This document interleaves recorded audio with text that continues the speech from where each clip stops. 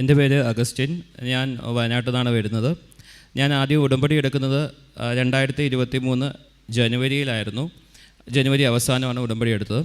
ആ ഉടമ്പടിയിൽ ഞാൻ കുറച്ച് കാര്യങ്ങളൊക്കെ പറഞ്ഞിട്ട് പ്രാർത്ഥിച്ചിട്ടുണ്ടായിരുന്നു. പക്ഷേ ഉടമ്പടി എടുത്തെങ്കിലും രാവിലത്തെയും രാത്രിത്തെയും പ്രാർത്ഥനയൊക്കെ കറക്റ്റായിട്ട് പോകും. പ്രേക്ഷിത പ്രവർത്തനങ്ങളൊന്നും വേണ്ട വിധത്തിൽ ചെയ്യാനൊന്നും പറ്റിയിട്ടില്ല. അതുപോലെ ബൈബിൾ വായനയാണെങ്കിലും അരമണിക്കൂറൊക്കെ പ്രാർത്ഥിച്ചിട്ടുണ്ടോ എന്ന് ചോദിച്ചാൽ ഇല്ല. ചിലപ്പോൾ നമ്മളൊരു 20 മിനിറ്റ് 15 മിനിറ്റ് അത്രയൊക്കെ ബൈബിളൊക്കെ വായിച്ചിട്ടുണ്ടാവുള്ളൂ. പക്ഷേ എങ്കിലും 3 മാസം കറക്റ്റായിട്ട് പ്രാർത്ഥനകളൊക്കെ കറക്റ്റായിട്ട് ചൊല്ലി തന്നെയാണ് പോയിക്കൊണ്ടിരുന്നത്. ആ ഉടമ്പടിയിൽ എൻ്റെ അലർജിയുടെ കാര്യങ്ങളും എൻ്റെ സ്ഥാപനത്തിൻ്റെ കാര്യങ്ങളൊക്കെ ആയിരുന്നു ഞാൻ സമർപ്പിച്ച് പ്രാർത്ഥിച്ചിരുന്നത്. അതൊക്കെ വലിയ കുഴപ്പമില്ലാണ്ട് പോവുകയും അലർജിയൊക്കെ മാറുകയൊക്കെ ചെയ്തു. വളരെ നന്നായി പോയിക്കൊണ്ടിരിക്കുകയായിരുന്നു. അതിൻ്റെ ഇടയിൽ ഈ കഴിഞ്ഞ മാസം ജൂൺ 8-ാം തീയതി എൻ്റെ സ്ഥാപനത്തിൻ്റെ പേരിലൊരു കേസ് വരികയും ആ കേസിൻ്റെ ഫലമായി ഞാൻ റിമാൻഡ് ചെയ്യപ്പെടുകയും ജയിലിൽ പോവുകയും ചെയ്തു. ഇപ്പം ജയിലിൽ പോകുന്ന സമയത്ത് വളരെ വിഷമിച്ചാണ് പോകുന്നത്. കേസ് വന്നു, ജയിലിലേക്കാണ് പോകുന്നത്. അപ്പം ജയിലിലേക്ക് പോകുന്ന സമയത്ത് എനിക്ക് എൻ്റെ അമ്മ തന്നു വിട്ടത് ഉടമ്പടി പ്രാർത്ഥനാ ബുക്കും അതുപോലെ കൃപാസനത്തിൻ്റെ പത്രവും പിന്നെ കാശുരൂപമാണ് എൻ്റെ കയ്യിൽ അമ്മ തന്നു വിട്ടത്. പക്ഷേ ഞാൻ ആ പോയ ജയിലിൽ ഞാനിത് അകത്തേക്ക് കയറ്റിക്കോട്ടെ എന്ന് ചോദിച്ചപ്പം അയാൾ സമ്മതിച്ചില്ല. അവിടുത്തെ വാർഡൻ സമ്മതിച്ചില്ല. പറഞ്ഞു, ഇനി നിൻ്റെ പ്രാർത്ഥിച്ചിട്ട് എന്ത് കിട്ടാനാണ്, നീ ജയിലിലായില്ലേ, ഇനി എന്ത് കിട്ടാനാണ് നിങ്ങൾക്ക് പ്രാർത്ഥിച്ചിട്ട്, അതൊന്നും അകത്തേക്ക് കയറ്റാൻ പറ്റില്ല എന്ന് പറഞ്ഞു. അങ്ങനെ ആ ജയിലിൽ 10 ദിവസം ഞാൻ നിന്നു. 10 ദിവസം നിന്നപ്പോഴും എനിക്ക് പ്രാർത്ഥിക്കാനോ അല്ലെങ്കിൽ മര്യാദയ്ക്കൊന്ന് പ്രാർത്ഥിക്കാനോ വേറെ ഒന്നും ചെയ്യാൻ പറ്റില്ല. ഞാൻ ഏത് സമയം വളരെ വിഷമിച്ച് ഇനി എങ്ങനെയാണ് നമ്മുടെ അവസ്ഥ ഒന്നും അറിയില്ല എന്നുള്ള രീതിയിൽ നിൽക്കുകയായിരുന്നു.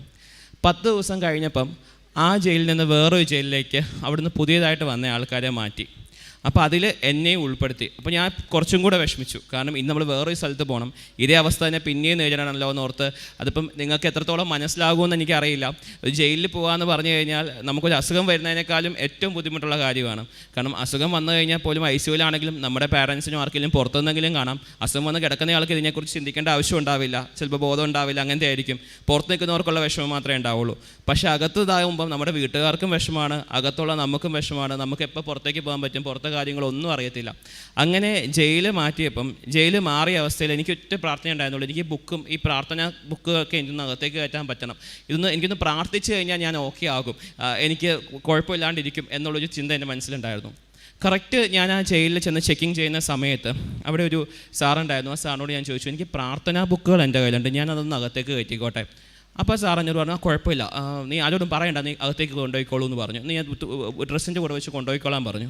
എനിക്ക് ഭയങ്കര സന്തോഷമായി. അപ്പോൾ ആ കൂടെ ഞാൻ കാശുരൂപം വെച്ചു. കാശുരൂപം വെച്ച് ഞാൻ അകത്തേക്ക് പോയി. അകത്ത് ചെന്ന് കഴിഞ്ഞപ്പം കുറേ പേരുണ്ടായിരുന്നു. എല്ലാവരും തന്നെ മുസ്ലിം സഹോദരങ്ങളായിരുന്നു. ഞാനും വേറൊരു ചേട്ടനും മാത്രമേ ക്രിസ്ത്യനായിട്ടുണ്ടായിരുന്നുള്ളൂ. അപ്പം ഞാൻ ചെന്നൈ ഒന്ന് തൊട്ട് ആ ചേട്ടനോട് പറഞ്ഞു, നമുക്ക് കൊന്തവല്ലി പ്രാർത്ഥിക്കണം. അപ്പോൾ ഞാൻ എപ്പോഴും ആ ചേട്ടനെ വിളിച്ചിരുത്തി ഈ ബുക്കും വെച്ച് നമ്മുടെ കൃപാസനത്തിലെ ബുക്കും അതുപോലെ കാശുരൂപം വെച്ച് ഞാൻ കൊന്തയൊല്ലാൻ തുടങ്ങി. എന്നും രാവിലെ എല്ലാവരും എണീക്കുന്നതിന് മുമ്പേ ഞാൻ 5 മണിക്ക് എണീക്കും. 5 മണിക്ക് എണീച്ച് ഞാൻ മുട്ടുമേ നിന്ന് കൊന്തയൊല്ലും. അപ്പം ഇത് ഫുൾ ടൈം ഇവർ വീഡിയോയിൽ കാണുന്നുണ്ട്. നമ്മുടെ റൂമിൽ വീഡിയോ വെച്ചിട്ടുണ്ട്, ക്യാമറ വെച്ചിട്ടുണ്ട്, വീഡിയോ കാണുന്നുണ്ട്. അപ്പോൾ ഒരു പ്രാവശ്യം ഒരു വാർഡൻ വന്ന് എന്നോട് ചോദിച്ചു, നീ ഭയങ്കര ഭക്തിക്കാരനാണല്ലോ, നീ സയൻസൊക്കെ പഠിച്ചിട്ട് നിനക്ക് ഇതിലൊക്കെ ഈ ദൈവത്തിലൊക്കെ ഇത്ര വിശ്വാസമുണ്ടോ? നിങ്ങൾക്ക് ദൈവമൊക്കെ നിങ്ങൾക്ക് എല്ലാം നിങ്ങൾ ചോദിക്കാണ്ട് തന്നെ നിങ്ങൾക്ക് തരുന്നതല്ലേ ദൈവം, പിന്നെ നീ എന്തിനാ പ്രാർത്ഥിക്കുന്നത്? നീ പ്രാർത്ഥിക്കാതെ തന്നെ നിൻ്റെ ദൈവത്തിന് നിങ്ങൾക്ക് തന്നൂടെ എന്നൊരു ചോദ്യം ചോദിച്ചു. അപ്പം ഞാനൊന്നും പറഞ്ഞില്ല. ഞാൻ പറഞ്ഞു, എനിക്ക് വേണ്ടത് ഞാൻ ചോദിച്ചു കഴിഞ്ഞാൽ എനിക്ക് കൂടുതൽ കിട്ടും എന്ന് പറഞ്ഞു. അപ്പോൾ പുള്ളി എന്നെ ഒന്ന് ആക്കി ചിരിച്ചു. ബാക്കിയുള്ളവരോട് പറഞ്ഞു, വേണ്ട, ഭയങ്കര ഭക്തിയാണ്, എന്താവുമെന്ന് കണ്ടറിയാം എന്ന് പറഞ്ഞു. അപ്പോൾ ഞാൻ വിചാരിച്ചു, എനിക്ക് ഇവിടുന്ന് ഞാൻ പുറത്തേക്ക് ഇറങ്ങുവാണെങ്കിൽ അത് ഈ പുള്ളി വഴി ആവണം ഇറങ്ങേണ്ടത്. കാരണം പുള്ളിക്ക് മനസ്സിലാവണം ഞാൻ പ്രാർത്ഥിച്ചതിന് ഗുണം ഉണ്ടാവും എന്നുള്ളത്. പിന്നീട് ഞാൻ ഓരോ അരമണിക്കൂറും 3/4 മണിക്കൂറും കൂടുമ്പം ജപമാല ചൊല്ലും. കൃപാസന പ്രാർത്ഥന വൈകുന്നേരവും രാവിലെയും ചൊല്ലേണ്ട പ്രാർത്ഥനകൾ റിപ്പീറ്റ് ചെയ്ത് ചൊല്ലും. കാരണം രാവിലത്തെ പ്രാർത്ഥന ഞാൻ ഉച്ചവരെ ചൊല്ലും. ഉച്ചയിൽ ഞാൻ എപ്പോഴൊക്കെ ജപമാല ചൊല്ലുന്നു അതിനുശേഷം ഞാൻ രാവിലത്തെ ഉടമ്പടി പ്രാർത്ഥന ചൊല്ലും. അതുപോലെ തന്നെ വൈകുന്നേരം തുടങ്ങിക്കഴിഞ്ഞാൽ എപ്പോഴൊക്കെ ഞാൻ ജപമാല ചൊല്ലുന്നു ആ സമയത്തും ഞാൻ ഉടമ്പടി പ്രാർത്ഥന ചൊല്ലിക്കൊണ്ടിരിക്കും. ഇതിലെല്ലാം ഞാൻ ആദ്യം പറഞ്ഞു, എനിക്ക് ഇന്ന ഡേറ്റിൽ എനിക്ക് വേണം, എനിക്ക് ഇന്ന ഡേറ്റിൽ എനിക്ക് ജാമ്യം കിട്ടി, എനിക്ക് പുറത്തേക്ക് വരണം. അപ്പോൾ ഒക്കെ എനിക്ക് ആ ഡേറ്റിലൊന്നും കിട്ടിയില്ല. അപ്പോൾ ഞാൻ വിചാരിച്ചു, ഇത് ശരിയല്ല. കാരണം ഇതിനെല്ലാത്തിനും ഒരു പ്രോസസ്സിങ്ങിന് ഒരു ടൈമുണ്ട്.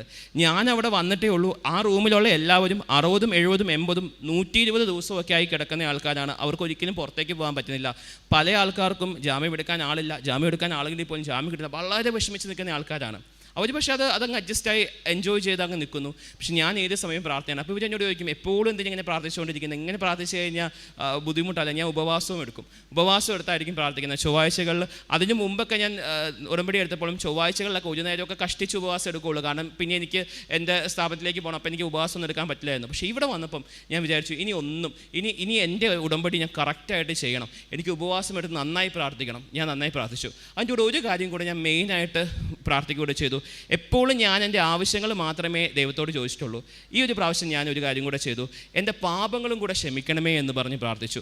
ഞാൻ ആരോടെങ്കിലും എന്തെങ്കിലും തെറ്റ് ചെയ്തിട്ടുണ്ടെങ്കിൽ ആ തെറ്റ് എന്നോട് ക്ഷമിക്കണം. അതുപോലെ ആരെങ്കിലും വേദനിച്ചിട്ടുണ്ടെങ്കിൽ ആ തെറ്റുകൾ എന്നോട് ക്ഷമിക്കണം. അത് എൻ്റെ പ്രാർത്ഥനയിൽ എനിക്ക് ഇവിടുന്ന് ജാമ്യം കിട്ടുന്നതിനേക്കാളും മുഖ്യമായും ഞാൻ വെച്ചത് ആ ഒരു കാര്യമായിരുന്നു. എൻ്റെ പാപങ്ങൾ ക്ഷമിക്കണം. പാപങ്ങൾ ക്ഷമിച്ച് ഇനി ഒരിക്കലും ഒരു പാപത്തിലേക്കോ കാര്യങ്ങളിലേക്കോ പോകാണ്ട് എന്നെ നല്ലൊരു ആളാക്കി പുറത്തേക്ക് വിടണം. അപ്പോൾ ഞാൻ പ്രാർത്ഥിച്ചുകൊണ്ടിരിക്കുമ്പം എപ്പോഴും പ്രാർത്ഥിക്കുന്നു, പക്ഷേ ജാമ്യമൊന്നും അങ്ങനെ ആദ്യം വന്നില്ല. അപ്പോൾ എനിക്ക് മനസ്സിലായി, ഞാൻ ദൈവത്തോട് ഇന്നതെന്ന് പറയുകയല്ല വേണ്ടത്, ദൈവത്തിന് തോന്നട്ടെ, മാതാവിന് തോന്നട്ടെ.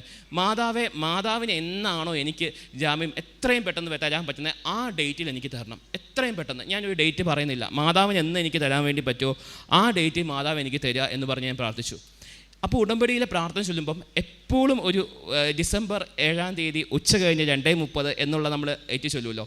അപ്പോൾ ഞാൻ പ്രാർത്ഥിക്കുമ്പോൾ ഒക്കെ എൻ്റെ മനസ്സിൽ വരുന്നത് 7-ാം തീയതി 2:30, 7-ാം തീയതി 2:30, ഇതാണ് നിൻ്റെ ദിവസം, 7-ാം തീയതി 2:30, നീ അതിന് വേണ്ടി പ്രാർത്ഥിക്കൂ, 7-ാം തീയതി 2:30.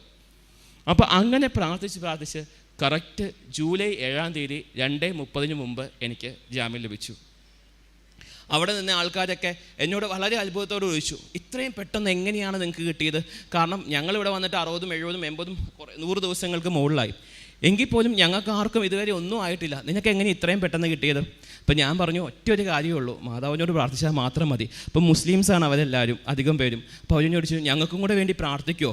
എന്ത് നേർച്ചയാണെങ്കിലും നിങ്ങൾ നേർന്നാൽ മതി, ഞങ്ങൾ വന്ന് ചെയ്തോളാം. അപ്പം ഞാൻ പറഞ്ഞു, ആലപ്പുഴയിൽ ഇങ്ങനെ കൃപാസനം എന്നുള്ള സ്ഥലമുണ്ട്, നിങ്ങൾ പ്രാർത്ഥിക്കൂ. നിങ്ങൾ പ്രാർത്ഥിക്കുമ്പോൾ ഈ 2-3 കാര്യങ്ങൾ പ്രാർത്ഥിക്കൂ. ഒരൊറ്റ കാര്യം കൂടെ, നിങ്ങൾ പ്രാർത്ഥിക്കുമ്പോൾ നിങ്ങളുടെ അഡ്വക്കേറ്റിലൂടെയും ജഡ്ജിയിലൂടെയും മാതാവ് ഇടപെടണം. കാരണം ജഡ്ജി വിചാരിക്കണം നമുക്ക് ജാമ്യം കിട്ടണമെങ്കിൽ ആ ജാമ്യം ജഡ്ജിനെ കൊണ്ട് തോന്നിപ്പിക്കുന്നത് മാതാവായിരിക്കണം. മാതാവ് പറയിപ്പിച്ച് ജഡ്ജിനെ കൊണ്ട് ഒപ്പിടിപ്പിച്ച് നമുക്ക് ജാമ്യം കിട്ടണം. അങ്ങനെ പ്രാർത്ഥിക്കുമ്പോൾ നിങ്ങൾക്ക് കിട്ടും. ഞാൻ എൻ്റെ കൃപാസന പത്രം അവിടെ ഉണ്ടായിരുന്നവർക്ക് കൊടുത്തു, അത് വെച്ച് നിങ്ങൾ പ്രാർത്ഥിക്കണം, എന്തായാലും പ്രാർത്ഥിച്ച് നിങ്ങൾക്ക് കിട്ടുമെന്ന് പറഞ്ഞാണ് ഞാനിങ്ങ് ഇറങ്ങിയത്. അപ്പം എനിക്ക് ഏറ്റവും നമുക്ക് പല അനുഭവങ്ങളുണ്ടെങ്കിലും എൻ്റെ ജീവിതത്തിൽ ഇത്രയും വലിയൊരു കാര്യം ഞാൻ ഇത്ര അത്യാവശ്യമായിട്ട് പ്രാർത്ഥിച്ച് എനിക്ക് നേടിയെടുത്തൊരു കാര്യമില്ല. അപ്പം ചിലപ്പം എനിക്ക് ഈ അവസ്ഥ ഉണ്ടായത് മാതാവ് എന്നെ ഒന്ന് കാണിച്ചു തന്നെയായിരിക്കും. നിനക്ക് എന്ത് ബുദ്ധിമുട്ട് വന്നാലും മാതാവ് ഉണ്ട്, നിൻ്റെ പ്രാർത്ഥനയുടെ രീതി ശരിയല്ലായിരുന്നു, നീ നന്നായി പ്രാർത്ഥിക്കണം, നന്നായി പ്രാർത്ഥിച്ചാൽ മാതാവ് നിനക്ക് എല്ലാ കാര്യങ്ങളും തരും എന്ന് ചിലപ്പോൾ കാണിക്കാനായിരിക്കും എനിക്ക് ഈ അവസ്ഥയിലൂടെ കടന്നു പോകേണ്ടത് വന്നത്.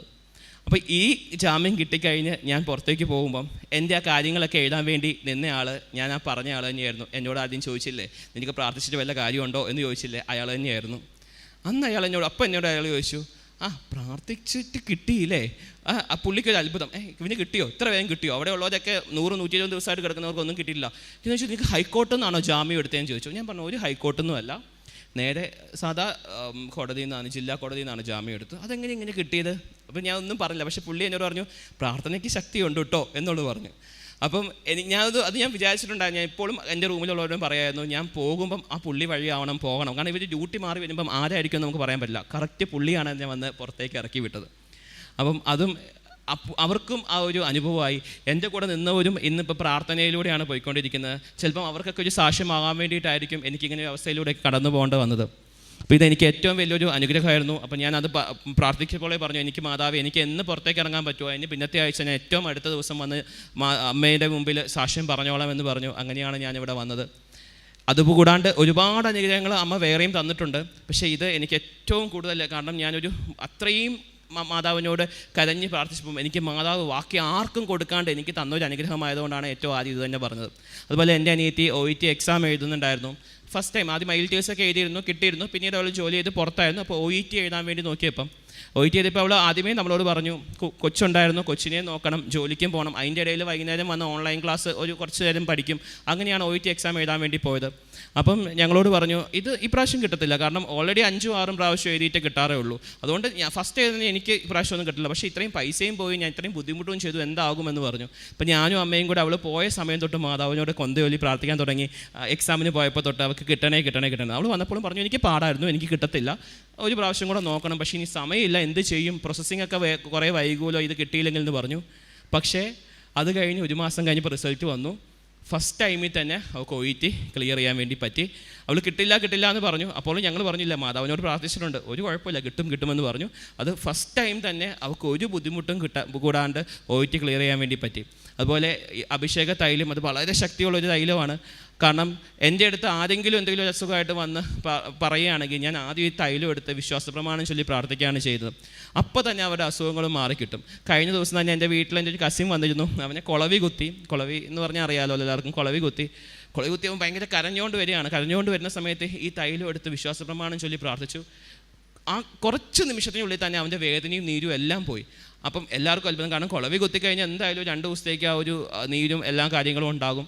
പക്ഷേ അത് തൈലം വെച്ച് പ്രാർത്ഥിച്ചപ്പോൾ പോയി. അതുപോലെ അമ്മയുടെ പല്ലുവേദന ഉണ്ടായിരുന്നു, അതും തൈലം വെച്ച് പ്രാർത്ഥിച്ചു, വിശ്വാസ പ്രമാണം ചൊല്ലി പ്രാർത്ഥിച്ചു, അതോടുകൂടി അതും പോയി. എപ്പോഴും മാതാവിനോട് നമ്മുടെ ആവശ്യങ്ങളെക്കുറിച്ച് മാത്രം പറഞ്ഞുകൊണ്ട് പ്രാർത്ഥിച്ചിട്ട് കാര്യമില്ല. കാരണം നമ്മുടെ പാപങ്ങൾ ക്ഷമിക്കാനും മാതാവിന് എന്താണ് തോന്നുന്നത്, മാതാവിന് എനിക്ക് വേണ്ടി എന്തൊക്കെ നല്ല കാര്യങ്ങൾ ചെയ്യാൻ പറ്റും, അത് എത്രയും വേഗം തരാനും പ്രാർത്ഥിക്കുകയാണ് വേണ്ടതെന്ന് എനിക്ക് ഈ അനുഭവങ്ങളിലൂടെ മനസ്സിലായി.